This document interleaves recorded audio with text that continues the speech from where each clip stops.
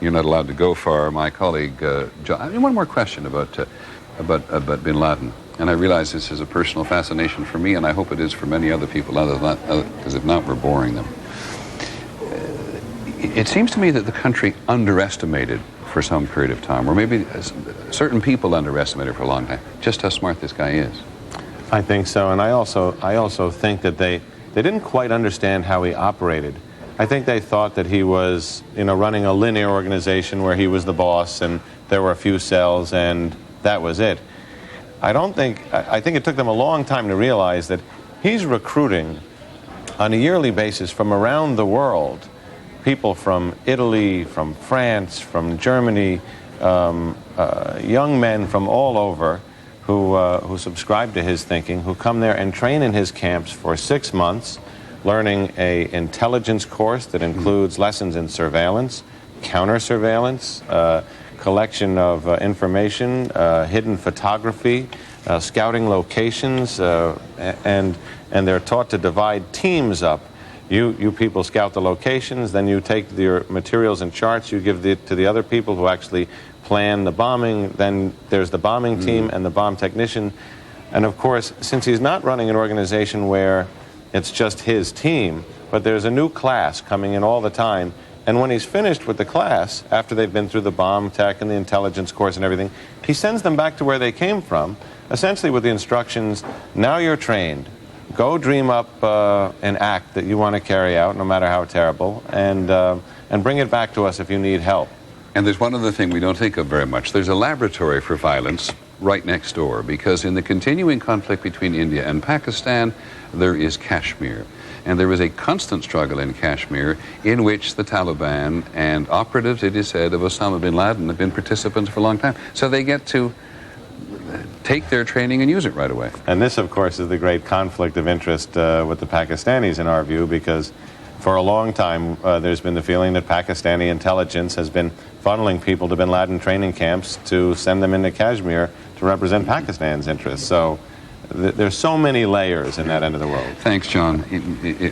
I hope there's been a lot of contributions from so many thinkers, John included, on this subject this week. But surely we all have a much deeper appreciation today than we had before Tuesday of how complicated the world is. Do you remember, by the way, before Tuesday? Think about it for a second. Here's ABC's Charlie Gibson. It's June 2000, the beginning of summer. Elian Gonzalez is being returned to Cuba. President Clinton is meeting with Vladimir Putin.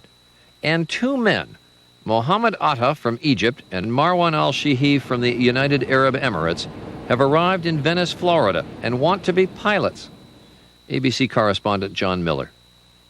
So you have two guys getting here more than a year ago, intending to become qualified to fly airline jets, commercial aircraft. They are apparently enthusiastic students. The first step is learning to fly Cessnas. Rudy Deckers owns Huffman Aviation. These two gentlemen's case, I can't call them gentlemen, in these two animals' cases, they apparently were pilots and good pilots because they conducted the training and did the training and passed their license. ABC correspondent Brian Ross. People there say they were there almost every day.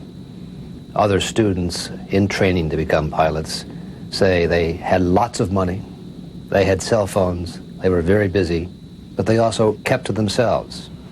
Later, they learned to fly jets and practiced their skills on simulators at an airport north of Miami. They said they were going to fly for a rich man. They acted like they were rich and arrogant.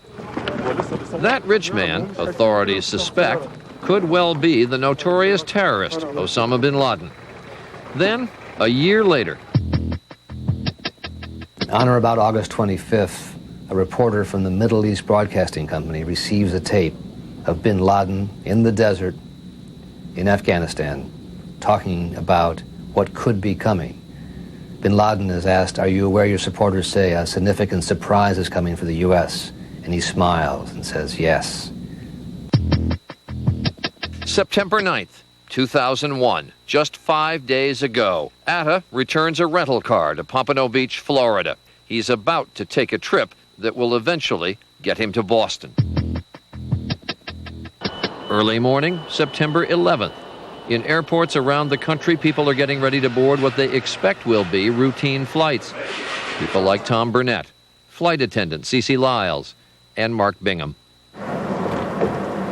But according to authorities, several terrorists are getting ready as well.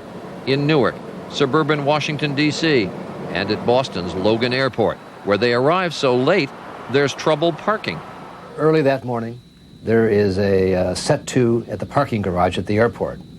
5 Arab men in a car and another man in a car have a dispute over a parking space. Later, a treasure trove of evidence would be found in that car, evidence of the horrendous crime about to unfold.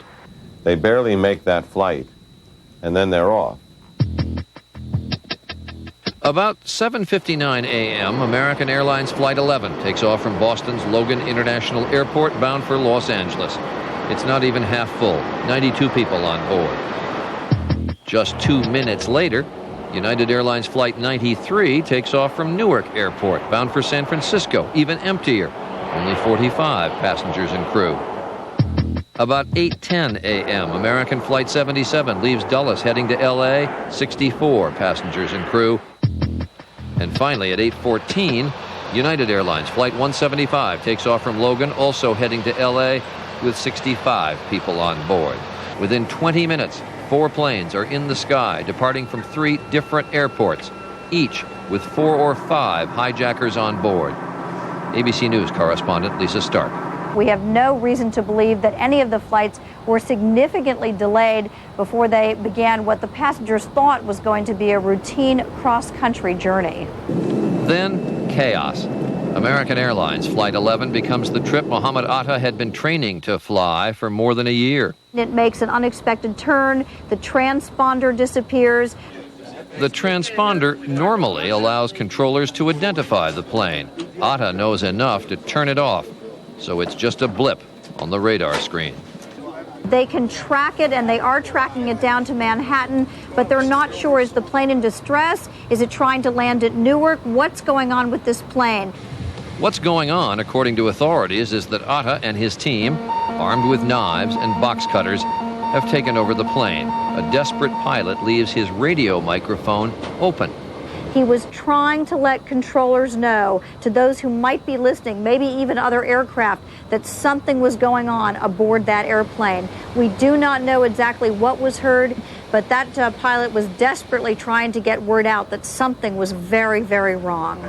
Within moments, air traffic controllers notice something is very wrong with United Flight 175. Instead of going west to California, it's now taken a U-turn over New Jersey and is heading north toward the World Trade Towers. As this was dawning on the air traffic controllers, it was too late to really do anything about it. They were just starting to realize, oh my goodness, we have a second plane, a second jumbo jet heading for Manhattan.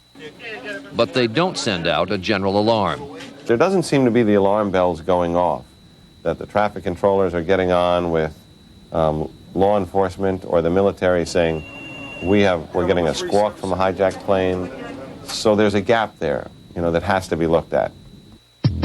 8:45 a.m., Flight 11 slams into the North Tower of the World Trade Center, hitting it at about the 100th floor of the 110-story building.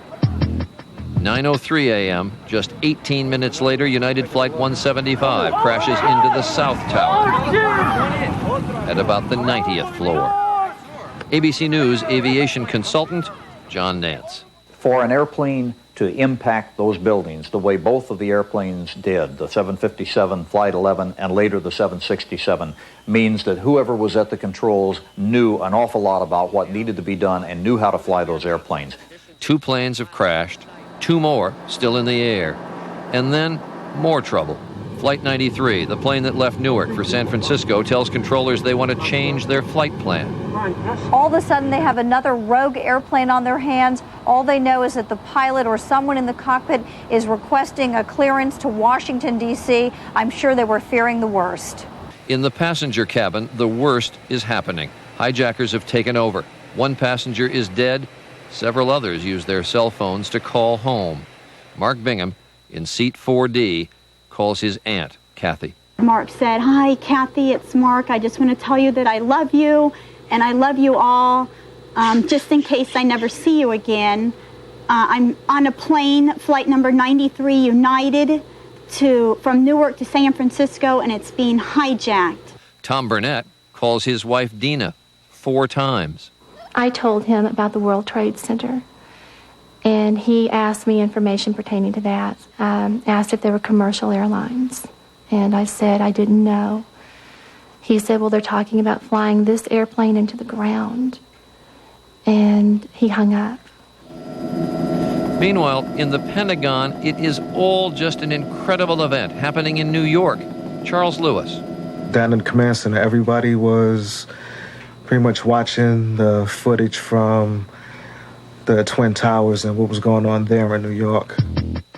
Minutes later, 9:40 a.m., the horror arrives at their doorstep. American Flight 77 slams into the Pentagon. For about 20, 30 seconds, everything was just dark. It was just pitch black.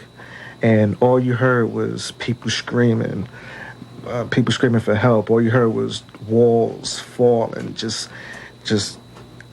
the whole room, everything just coming down on top of us. 3 planes are down. Flight 93 is still flying, an erratic course 80 miles southeast of Pittsburgh. Tom Burnett calls his wife on the cell phone one last time. He told me they were getting ready to do something, and I pleaded with him to please sit down and not draw attention to himself. And he said, no, if they're going to run this into the ground, we're going to have to do something. We're going to do something. And he hung up, and he never called back. At 10 a.m., United Flight 93 crashes in flames in the Pennsylvania woods, killing all 45 passengers and crew on board, but missing what we now know could have been its real target, the White House. There could have been real heroes aboard who wrestled the plane's controls away from the hijackers. Now that the black box recorders have been found at both the Pennsylvania and Pentagon crash sites, maybe there will be answers about just what happened on those planes. Maybe a very long time before the real answers to what happens on those planes. My thanks to Charlie Gibson one more time.